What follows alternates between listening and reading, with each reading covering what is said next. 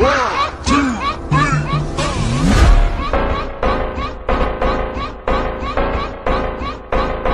Students, welcome back to the channel and your one and only accountancy. तो students, आज हम बात करने वाले हैं अपने बुक्स के सेकंड टाइप पे, यानी जो आपने चैप्टर देखा पीछे सब्सिडरी बुक्स या अदर बुक्स के नाम से भी जाना जाता है, उसमें कुल मिलाकर कितनी बुक्स हैं? 5। सबसे पहले नंबर पर आती है हमारी कैश बुक, फिर आती है हमारी परचेज बुक, फिर परचेज रिटर्न बुक, फिर sales book, sales return book, जिसमें से कैश बुक वाला आप पार्ट आप ऑलरेडी कर चुके हो, देख चुके हो, उसकी वीडियो आपको मिल चुकी होगी, right? I am sure.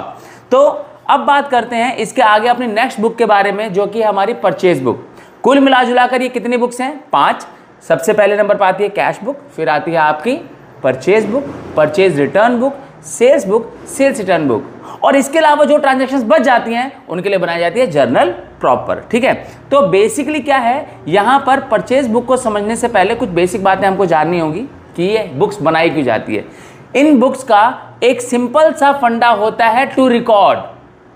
Simple, तो चीजों को सिस्टमैटिकली रिकॉर्ड करने के लिए इन बुक्स को मेंटेन किया जाता है, इन बुक्स को बनाया जाता है, और यहां से ये जाती है अपने अपने अकाउंट्स में, जिसको हम बोलते हैं लेजर पोस्टिंग, है ना। तो अभी आज हम सीखेंगे परचेज बुक के बारे में। इसमें से एक क्वेश्चन एग्जाम में आता है फॉर श्योर, है ना। यानी या तो आपका परचेज बुक आ जाएगा, या तो परचेज रिटर्न बुक आ जाएगी, या तो सेल्स बुक, या तो सेल्स रिटर्न बुक। एक क्वेश्चन इसमें से 100% एग्जाम में आएगा आपके।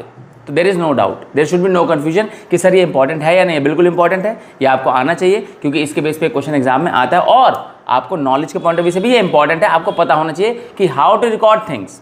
बात समझ में आ रही है? तो चलते हैं हम सबसे पहले परचेज बुक पे। परचेज बुक नाम से बता रहा है कि इसके अंदर आपको परचेजेस को रिकॉर्ड करना होता है। क्या रिकॉर्ड करते हो आप? परचेजेस को रिकॉर्ड करते हो। लेकिन परचेज को रिकॉर्ड करते हुए भी there are some exceptions. Exceptions क्या है? कौन कौन? एक्सेप्शन का मतलब क्या है कि जो चीजें यहां पर रिकॉर्ड नहीं होंगी। परचेज बुक का सिंपल सा फंडा है कि भैया इसको रिकॉर्ड करोगे आप। तो एक्सेप्शंस आर देयर, यानी कुछ ट्रांजैक्शंस ऐसे भी होंगी जिनको आप यहां रिकॉर्ड नहीं करोगे। परचेज होंगी लेकिन आप रिकॉर्ड नहीं करोगे। नाम तो कह रहा है कि भाई परचेज बुक है, जितनी भी परचेजेस करेंगे वो सारी यहां रिकॉर्ड करेंगे। ऐसा नहीं होता है, ऐसा नहीं होता है। देयर आर फ्यू एक्सेप्शंस, जहां पर ट्रांजैक्शन होगी, परचेज होगी, लेकिन आप रिकॉर्ड नहीं कर पाओगे इस परचेज बुक में। बताता हूं आपको। सबसे पहले नंबर पर आता है आपका purchase of asset.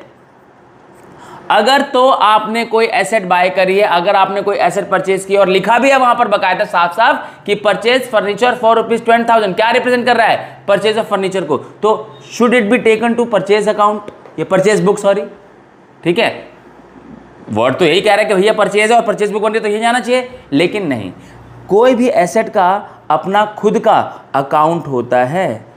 Every asset has its own account. तो आपको जब भी परचेज ऑफ एसेट होता है तो उसको हमेशा उसके एसेट अकाउंट में ले जाया जाता है, ना कि परचेज अकाउंट पे। तो ये बात हमेशा ध्यान रखना, purchase book is maintain for the purchase of goods only which has been purchase with the purpose to resale, trade purpose. समझ रहे हो? खरीदने और बेचने के पर्पस से जो चीजें यूज की जाती हैं उसको हम बोलते हैं, उसको हम रिकॉर्ड करते हैं परचेज बुक में। ये बात आपको ध्यान में रखनी है। बात समझ में आ रही है? तो एसेट की परचेज को आप नहीं दिखा सकते हो, कहां पर? परचेज बुक में। दूसरा, अगर कोई भी ट्रांजैक्शन कैश में होती है तो आप इसको रिकॉर्ड नहीं कर सकते। सर ये क्या बात हुई? परचेज कर रहे हो और आप कह रहे हो परचेज बुक में रिकॉर्ड ना करें। क्यों करोगे बच्चों? जब बात चल रही है कैश की, तो कैश बुक तो तुम ऑलरेडी पढ़ चुके हो ना। तो any transaction that we make in cash, कोई भी ट्रांजैक्शन जो हम कैश में करते हैं, कैश में खरीदते हैं, कैश में बेचते हैं, तो वो तो बच्चों कैश बुक में ही जानी चाहिए ना। That has already been recorded. तो आप क्यों करोगे? समझ रहे हो मेरी बात? तो यानी कि जो कैश है वो कैश बुक में ही जाना ही चाहिए। There should be no doubt in this. कोई डाउट बनता ही नहीं है यहां पर। समझ गए? तो क्या क्या नहीं ले जाना है? परचेज ऑफ एसेट को परचेज बुक में नहीं लेके जाना है, और purchase of anything in cash को आप यहां नहीं ले जा सकते, क्योंकि वो कहा जाएगा कैश बुक में जाएगा। बात समझ में आ रही है? तो ये इनके 2 एक्सेप्शंस हैं जहां पर परचेज होते हुए भी परचेज बुक में इसको रिकॉर्ड नहीं किया जाता है। तो simply a book of record credit purchase, देखो क्या बोला इन्होंने, a book of record credit purchase, book to record sorry, goods traded in और raw material used for manufacturing goods. Raw material के लिए या फिर ट्रेड करने के लिए जो गुड्स खरीदे जा रहे हैं, है ना, या उनकी मैन्युफैक्चरिंग के लिए जो गुड्स खरीदे जा रहे हैं, जिनका मेन पर्पस होगा ट्रेड करना, खरीदना बेचना, व्यापार करना, उसके लिए जो चीज़ें खरीदी जा रही है वो परचेज बुक में जाएंगी, परचेज ऑफ एसेट को नहीं लेना है आपको। फीचर्स क्या है इसके, आप देखोगे तो पता चल जाएगा आपको। जो बातें मैंने बता दी वो यहाँ पर लिखी होंगी। Credit purchase of goods traded in और material use for manufacturing are recorded in the purchase book, यानी क्रेडिट परचेज को रिकॉर्ड किया जाता है। Number 2, cash purchase are not recorded, बोल दिया मैंने आपको, बता दी बात, कैश परचेज को रिकॉर्ड नहीं करोगे। The entire purchase book are recorded on the base of invoice. Invoice, अब एक टर्म आ रही है इनवॉइस। अभी इनवॉइस का क्या मतलब होता है, when ever you make transactions on credit, जब भी आप क्रेडिट पे सामान खरीदते हो, ठीक है, तो आपको एक बिल इशू होता है। आपने सुना होगा ना, बिल बोलते हो आप उसको। इसका दूसरा नाम अगर बोलूं तो वो होगा इनवॉइस। इनवॉइस, ठीक है। Invoice basically is a document issued by the seller to the buyer on purchase made in credit. जब उधार में कोई सामान खरीदा जा रहा है तो जो सेलर एक बिल इशू करता है, किसके लिए, बायर के लिए, उसी को इनवॉइस कहा जाता है। तो it is document prepared by seller and send to customer, ठीक है। It shows the goods sold, the description, quantities, price, trade discount and expenses payable etcetera. जो सारी चीज़ें, ये सारी की सारी चीज़ें इसमें मेंशन होती है, गुड्स के बारे में, उसकी क्वालिटी के बारे में, ठीक है, एवरीथिंग अबाउट दैट उस पर मेंशन की जाती है। किसके ऊपर, बिल के ऊपर। आप फोन खरीदा होगा, आपने बिल नहीं मिला होगा आपको, बिल मिला होगा ना, तो अगर उधार में खरीदा आपने, ईएमआई पे खरीदा है, तो वहाँ बिल मिल गया होगा आपको। अब वो बिल आपको जब भी आप जाओगे तो एक एविडेंस की तरह आपको लेके जाना होता है, अपने साथ कैरी करना होता है। आ रही बात समझ में। तो ये आपका क्या है, इनवॉइस, ठीक है। तो अब आ जाते हैं इसकी यूटिलिटी पे।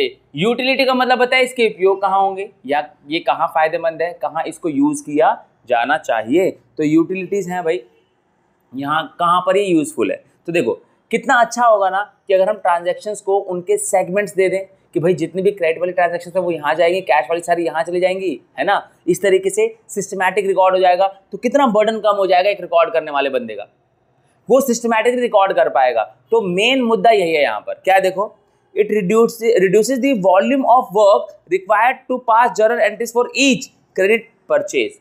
अब जब आपने यहाँ रिकॉर्ड कर ही लिया है तो आपको जर्नल में इसको रिकॉर्ड करने की जरूरत नहीं है। कितना फायदा होगा, कितने मजे हो गए आपके। Ledger posting becomes easier since all the credit purchase are recorded in a single book. अब यहाँ से पोस्ट करना, जो पोस्टिंग होती है, द प्रोसेस ऑफ पोस्टिंग क्या होता है, जर्नल में जो एंट्री हुई उनको आगे पोस्ट करना, लेजर में लेके जाना, इज कॉल्ड पोस्टिंग। तो कितना आसान हो जाएगा, कितना बढ़िया हो जाएगा कि यहाँ एक सारी एंट्रीज एक जगह पर रिकॉर्डेड है, यहाँ से जाके बस उनको उनके अकाउंट्स में यानी लेजर्स में ले जाके पटक दिया। हाउ इजी इट इज, है ना। तो यही इंपॉर्टेंट चीज है एक। अरे बात समझ में, तो ये हमें पता होनी चाहिए। नेक्स्ट आता है हमारा, इसके बारे में अब एक इलस्ट्रेशन देखते हैं कि इसके क्वेश्चंस किस तरीके से आएंगे एग्जाम में। जब आप क्वेश्चन की बात करोगे, क्योंकि थ्योरेटिकल पार्ट तो हार्डली आएगा, आ भी सकता है, स्कूल टू स्कूल वेरी करता है, लेकिन प्रैक्टिकल तो आएगा फॉर श्योर, है ना, ठीक है। तो प्रैक्टिकल वाला पार्ट जो है वो तो पक्का आएगा, इसमें से एक क्वेश्चन आएगा। और अच्छी बात पता है क्या है, तुम एक मेथड सीख लो, तुम्हें बाकी सारे अपने आप समझ में आ जाएंगे। परचेज बुक सीख लोगे तो परचेज रिटर्न बेसिक क्या है, बेसिक कॉन्सेप्ट है आपका, पैटर्न क्या है, ब्लूप्रिंट क्या है, क्वेश्चन को करने का तरीका क्या है, प्रेजेंटेशन समझ में आ जाएगी, क्वेश्चन आसानी समझ में आ जाएगा। तो अब समझते हैं फटाफट से कि इसको किस तरीके से रिकॉर्ड किया जाता है। सबसे पहले देखो, from the following information of MS Rajesh and company, ठीक है, and prepare purchase book for the month of March 2021, 2021 मार्च की बुक्स बनानी है आपको, बुक बनानी है, परचेज बुक बनानी है। हुआ क्या है देखो, purchase from MS Brown and Kolkata and companies from Kolkata 5 dozen gross pencils of ₹1200 per gross. 5 दर्जन ग्रॉस पेंसिल्स खरीदी हैं और हर एक दर्जन कितने का है, 1200 रुपए का है ना। तो अगर मैं यहीं पर देखूं, इसकी कैलकुलेशन कर लेता हूं रफली, तो क्या होगा 5 इंटू में 1200, यानी कि मुझे ये पता चल गया कि ये जो ट्रांजैक्शन मेरी 6000 की हुई है। ऐसा क्यों कर रहा हूं मैं, क्योंकि ऐसा करने से मुझे जब रिकॉर्ड करना हो तो आसान हो जाएगा, वहां पे कैलकुलेशन नहीं करनी पड़ेगी, समझ रहे हो, इसलिए मैं यहां पर कर रहा हूं। Choice is all yours, plus minus multiply तो आप अपने हिसाब से कर सकते हो, कोई दिक्कत वाली बात नहीं। 2 डजन रजिस्टर ऑफ ₹500 पर डजन, तो 2 डजन 2 मल्टीप्लाई बाय डजन, है ना, 500, यानी क्या हो गया हमारा 1000। तो कुल मिला के 7000 की ट्रेड हो चुकी है हमारी। आधी बात समझ में। अब लेस 10% ट्रेड डिस्काउंट, दोनों मिला के 7000 हो गए। ट्रेड डिस्काउंट कितना दिख रहा है, 10% का, कितना 10% का, तो यहां पर माइनस कर दो टीडी 10% कितना हो गया 700, तो ट्रांजैक्शन कितनी बची 6300 की बची। देखो ये पूरा क्वेश्चन यहाँ पे ऑलरेडी कर चुका हूं मैं, मतलब ये ट्रांजैक्शन को मैं पूरा कर चुका हूं, कितने 1 मार्च वाले ट्रांजैक्शन को, ठीक है। अब मैं आपको दिखाता हूँ इसकी प्रेजेंटेशन कैसे करनी है। आपको प्रेजेंटेशन बहुत सिंपल है, कोई ऐसी बात नहीं कि रॉकेट साइंस नहीं है जो आपको समझ में नहीं आएगी। तो already you guys are very intelligent, और correct me if I am wrong, comment करके बता देना कि सर ऐसा कैसे लग गया आपको, और अगर हाँ हो तो थम्स अप, ठीक है, कोई दिक्कत वाली बात नहीं है। तो क्या है, देखो सबसे पहले आपको यहाँ पर लिखना होता है कंपनी का नाम, जिससे आपने गुड्स बाय करे हैं, जिससे आपने सामान खरीदा है, उस कंपनी का आप नाम लिख दो। कंपनी का नाम क्या था भाई, MS Brown and company from Kolkata, ये कंपनी का नाम है, ठीक है। ये हमारे वेंडर का नाम है, क्या, MS ब्राउन, सुनने में अंग्रेज नाम लग रहा नहीं, MS Brown and company from Kolkata, ठीक है, सुनने में नाम लग रहा है अंग्रेज, और कहाँ का है, वेंडर कोलकाता का है। चलो भाई क्या कर सकते हैं, अब जो है सो है। तो 5 gross pencils at the rate 1200 per gross, तो क्या लिख दो आप यहाँ पर मेंशन कर दो, 5 gross pencil at the rate 1200 per gross, ठीक है। अमाउंट कितना बनेगा मैं आपको लिख के दिखा चुका हूं अभी, 6000, 12 × 5, ठीक है। उसके बाद नेक्स्ट क्या बोला इन्होंने, 2 डजन रजिस्टर्स ऑफ ₹500 पर डजन, तो 2 डजन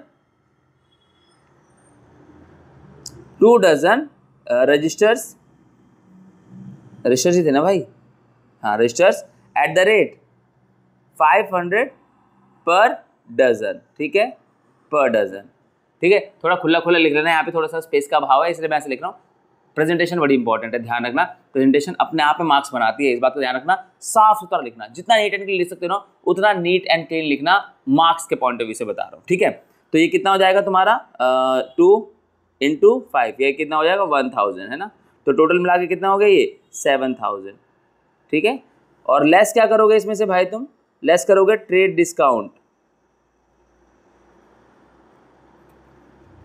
कितना ट्रेड डिस्काउंट माइनस करोगे 10%, 10% से 700 का 10% कितना हुआ, सॉरी 7000 का 10% कितना हुआ 700, काट देना, ठीक है। ये कितना हो जाएगा 6300, अच्छा सॉरी यहाँ पर नहीं लिखना आपको, ये इसको आपको लिखना है यहाँ पर 6300। ये इस ट्रांजैक्शन का जो अमाउंट है वो यहाँ पर आ चुका है आपका, यहाँ पर लिखना आपको। फिर सेकंड ट्रांजैक्शन जो होगी उसका आपको यहाँ पर लिखना है, देख लेते हैं जरा क्या है। देखो सेकंड ट्रांजैक्शन है यहाँ पर, purchase from the paper and company Delhi, paper company कहाँ की है भाई, दिल्ली की है, इनसे आपने परचेज किया। तो देखो क्या होगा, 8 reams of white paper at the rate 500 पर रीम, 8 रीम हमने क्या किया है, 8 रीम ऑफ पेपर्स खरीदा है 500 के हिसाब से, कितना हो गया 4000, ठीक है। फिर हमने 10 रीम्स ऑफ रूल्ड पेपर खरीदा है 600 के हिसाब से, तो 10 × 6 कितना हो गया भाई 600, सॉरी कितना हो गया 6000, कुल मिला जुला 10,000 हो गया। फिर बोला कि trade discount at the rate 10%, तो यहाँ पर तुम्हारा TD माइनस हो गया 10% का, ठीक है, कितना हो जाएगा 1000, 10,000 का 10% निकालो 1000, यानी ट्रांजैक्शन कितने की बची 9000 की। तो आप रिकॉर्ड कितना करोगे 9000। लेकिन वेट, रुको, ठहरो, क्या देखो यहाँ पर एक लाइन लिख दी इन्होंने, वर्ड लिख दिया एंड में फॉर कैश। हालात बदल गए, जज्बात बदल गए, माहौल बदल गया, सब बदल गया, सारी की सारी जो मेहनत है ना वेस्ट हो गई। यहाँ के लिए अगर बोलूँ तो वेस्ट हो गई। क्यों? क्योंकि ट्रांजैक्शन ने आके लास्ट में बोल दिया कि फॉर कैश, सिंगल से 2 वर्ड, सिंपल से फॉर कैश ने आके पूरी भावनाएं ही बदल के रख दी, क्योंकि अब ये ट्रांजैक्शन रिकॉर्ड ही नहीं होंगी। क्यों नहीं होंगी? क्योंकि ये क्या बन रही है, परचेज बुक। क्या बन रही है? Purchase book. और परचेज बुक में सिर्फ क्रेडिट परचेजेस को रिकॉर्ड किया जाता है, जो कैश परचेज है that has already been taken to the purchase book, sorry cash book में। कहां पर? कैश बुक में जा चुके हैं। समझ में आ रही बात? तो यहां पर इसकी रिकॉर्डिंग ही नहीं होगी। तो whenever we make transaction या transaction that has been made in cash will not be recorded to purchase, will not be recorded to purchase account, it will be recorded to cash account, cash book। कहां पे record होगी ये? Cash book में। तो यहां पर no entry, ठीक है, कोई एंट्री नहीं होगी। और अगर क्वेश्चन नहीं बोलता भाई यहां पर कैश वर्ड ये नहीं होता यूज, मान लो, तो आप ये एज इट इज यहां पर रिकॉर्ड करते हैं, जैसे हमने पिछले वाले को रिकॉर्ड किया था। समझ में आई बात? तो ये बात ध्यान रखना, 2 बातें आपको बिल्कुल देख के चलना, अपनी आंखें और दिमाग खुली रखनी है। क्या? कि कहीं ट्रांजैक्शन कैश में तो नहीं है, दूसरा, कहीं ट्रांजैक्शन में एसेट इन्वॉल्व तो नहीं है। ये दो अगर होंगी तो वो परचेज अकाउंट में, परचेज बुक में रिकॉर्ड नहीं करनी है आपको। बात समझ में आ रही है? चलो अब नेक्स्ट बढ़ते हैं हमारे, purchase 80 Reynolds pain of ₹5 each from the Verma brothers of Delhi. ठीक है, तो देख लेते भाई, वर्मा ब्रदर्स फ्रॉम दिल्ली से हमने क्या 80 रेनॉल्ड के पेन खरीदे हैं, ₹5 का एक है, साफ से पता चल रहा है 480 रेनॉल्ड। ठीक है, 80 रेनॉल्ड्स पेन @5 ईच, कितना हो जाएगा? 80 है ना, ये हो जाएगा तुम्हारा 400। कितना हो गया? 400। कोई ट्रेड डिस्काउंट है भैया इस पे? नहीं, कोई ट्रेड डिस्काउंट नहीं है, तो यही हमारा अमाउंट में चला जाएगा, 400 हो गया। तो कुल मिला जुलाकर हमारी ट्रांजैक्शन कितने की हुई है? 6700 की। अब मैंने क्या बताया स्टार्टिंग में कि कितना आसान होता है कि जो भी ट्रांजैक्शन आते हैं इसके बैलेंस को डायरेक्ट लेके चले जाते हैं लेजर बनाते टाइम, है ना। तो यहाँ पर क्या करोगे आप? Purchase account debit, purchase account debit कितने से? 67 से। तो जब तुम लेजर बनाओगे ना, जब तुम लेजर बना रहे होगे तो वहां पर ये 6700 चले जाएंगे, किसके नाम से? परचेज बुक के नाम से। किसके नाम से? परचेज बुक के नाम से। बात समझ में आ रही है? तो यहाँ पर तुम्हें कुछ भी नहीं करना है। कितना सिंपल था ना, इतना ही आसान होता है। आ रही बात समझ में? नेक्स्ट हम हमारा देखते हैं इसका second part, purchase return book, क्योंकि इसी से जुड़ा हुआ है, इसी से कनेक्टेड है, तो इसकी बात इसके साथ ही होगी ऑब्वियसली। जब हम परचेज करते हैं, जब हम परचेज करते हैं तो क्या होता है भाई, हमने सामान खरीदा और हमारे पैसे देने बाकी हो गए, हमारा उधार बढ़ा हुआ है ऑलरेडी। जब हम परचेज रिटर्न करते हैं तो उसका उल्टा इफेक्ट होगा, जो एक्सपेंस हमारा बढ़ा हुआ तो एक्सपेंस हमारा कम हो जाएगा, यानी जो हमारे क्रेडिटर्स बढ़े हुए थे वो क्रेडिटर अब क्या हो जाएंगे? डिक्रीज हो जाएंगे, कम हो जाएंगे। क्या हो जाएंगे? डिक्रीज हो जाएंगे, यानी कि कम हो जाएंगे। तो क्या करेंगे देखो जरा, परचेज बुक क्या है? It is a book to record return of goods previously purchase on credit. Simple सी बात है कि जो तुमने पहले उधार में खरीदे थे वही अब रिटर्न कर रहे हो, है ना। Next, purchase and returns are kept in a separate book and are not deducted from the purchases in the purchase book. ये बात ध्यान रखना, बड़ी इंपॉर्टेंट बात है कि परचेज रिटर्न जो है ना, उनका अपना अलग अस्तित्व है। इट्स नॉट दैट कि भैया ये तो परचेज से निकला है तो उसमें एडजस्ट कर देते ना परचेज अकाउंट में। नहीं कर सकते, गलत हो जाएगा। शॉर्टकट नहीं मारो, ठीक है। Do what is required. क्या रिक्वायर्ड है? Purchase return has its own book, तो मेक इट इंडिविजुअल। ठीक है, तो अब देखो क्या होगा, बात समझ में आ रही है? तो इतना कोई डीपली मुझे एक्सप्लेन करने की जरूरत नहीं है, बिकॉज क्या बोला स्टार्टिंग में मैंने, you guys are intelligent enough, you guys are smart enough. और अगर कोई डाउट होगा तो कमेंट में लिख देना सर आई एम नॉट। ये नहीं लिखोगे तुम, क्यों लिखोगे? इंटेलिजेंट हो यार तुम लोग, believe in your self, intelligent हो, जो तुम कर सकते हो वो कोई नहीं कर सकता। You are the best, no one can beat you. ठीक है, तो चलो अब आगे बढ़ते हैं जरा। इसके एडवांटेज और डिसएडवांटेज सेम, ऑलमोस्ट सेम है। वही है जो हमारे जो वर्कलोड है उसको कम करता है, इजिली क्या बोलते हैं, यहां से उठा के इसको लेजर में पटका जा सकता है। सिंपल, वही सारी चीजें एक बार पढ़ोगे तो तुम्हें समझ में आ जाएंगी। ठीक है, कोई दिक्कत होगी, परेशानी होगी, दुविधा होगी, संकट होगा तो कमेंट कर देना, मैं वहां पर इसकी एक्सप्लेनेशन दे दूंगा अगर तुम्हें जरूरत होगी तो। ठीक है, नेक्स्ट अब आते हैं इसके एग्जाम्पल पे कि परचेज रिटर्न बुक बनती कैसे है। तो ठीक है, तो अब देखो क्या है। अब एक बात समझो कि जब हम गुड्स को परचेज करते हैं ना स्टूडेंट्स, जब हम गुड्स को परचेज करते हैं तो उस टाइम पे एक टर्म यूज हो रखी होती है जिसका नाम है हमारा ट्रेड डिस्काउंट। अगर आपको याद हो तो, है ना, ट्रेड डिस्काउंट मिलता है। तो जब हमने गुड्स परचेज किए थे तो सामने वाले ने हमें डिस्काउंट दिया था। जब हम रिटर्न कर रहे हैं तो क्या वो डिस्काउंट को एडजस्ट करके तुम्हारे पैसे नहीं लौटाएगा, या तुम्हारी लायबिलिटी डिस्काउंट को एडजस्ट करके कम नहीं होगी। फॉर एग्जांपल, तुमने 100 रुपए की कोई चीज ली थी जिसमें तुम्हें 10% का डिस्काउंट मिला था, 10 रुपए का डिस्काउंट मिला था, तो तुम्हें वो 90 की पड़ी थी। अब जब तुम उसको वापस करोगे तो तुम उससे दुकानदार से कितने एक्सपेक्ट करोगे, या अपने उधार कितना कम होगा तुम्हारा, ये बताओ। तुम्हारा उधार पता है कितना कम होगा? तुम्हारा उधार कम होगा 90 रुपीज से ही। ये मत सोचना कि प्रोडक्ट तो 100 रुपए का था। अरे भाई, जब तुमने ट्रांजैक्शन की थी तो ट्रेड डिस्काउंट लिया था तुमने कितने का? 10 रुपए का, 10% का। तो तुम्हें वो चीज अल्टीमेटली कितने की पड़ी थी? 90 की पड़ी थी ना। कितने की पड़ी थी? 90 की। तो तुम्हें अगर वो चीज 90 की पड़ी थी तो जब दुकानदार के साथ तुम्हारी सेटलमेंट होगी तो वो भी 90 रुपीज पे ही होगी। तो ट्रेड डिस्काउंट को एडजस्ट करने के बाद जो वैल्यू आती है उसको एडजस्ट किया जाता है। हमेशा ध्यान रखना, कोई कंफ्यूजन मत रखना, चालाकी मत मारना। ठीक है, तो देखो क्या है, return goods to Ramakrishna and sons for ₹2000। 2000 के गुड्स, 2000 के गुड्स, 2000 में नहीं, 2000 रुपए के गुड्स है। ये गुड्स की वैल्यू 2000 रुपए थी। ठीक है, अलाउड ट्रेड डिस्काउंट 10%, यानी कि जब तुमने उस टाइम खरीदा था ना तो वो उन्होंने तुम्हें 10% का डिस्काउंट दिया था, यानी ये 2000 की चीज उन्होंने तुम्हें कितने में दी थी, -10%, यानी -200 रुपये, तुम्हें उन्होंने 1800 रुपये में दी थी। तो अब जब तुम क्लेम करोगे तो 1800 का ही क्लेम करना, चालाकी मारने की जरूरत नहीं है कि मैंने तो 2000 का सामान खरीदा था, डिस्काउंट मिला था तुमको, उसको एडजस्ट करके दिखाना है, ठीक है। तो अब चलो जरा ये देखते हैं कि इसकी रिकॉर्डिंग किस तरीके से करनी है। देखो सबसे पहले आप ये समझो कि रामकृष्ण एंड सन्स तुम्हारे क्या बन चुके हैं, क्रेडिटर्स बन चुके हैं। क्या बन चुके हैं, क्रेडिटर्स बन चुके हैं। तो इन्हीं को तुम्हें पैसा लौटाना है। तो अब देखो कैसे करोगे आप इसकी एंट्री, क्या करोगे, राम कृष्ण एंड सन्स, ठीक है, ये कितने के थे तुम्हारे क्रेडिटर्स, 2000 के, लेकिन इन्होंने तुम्हें अपने टाइम पे क्या दिया था, डिस्काउंट दिया था। तो लेस क्या करोगे इनका तुम, discount, trade discount, less trade discount, कितना 200 है ना, एट द रेट कितना 10%, तो 200, तो तुम्हारे पास कितना आ गया ये 1800 ना, तो 1800 तुम्हारा यहाँ पर चला जाएगा, यानी ये ट्रांजैक्शन कितने की हुई होगी, 1800 की उस टाइम पे। आ रही है बात समझ में, ठीक है।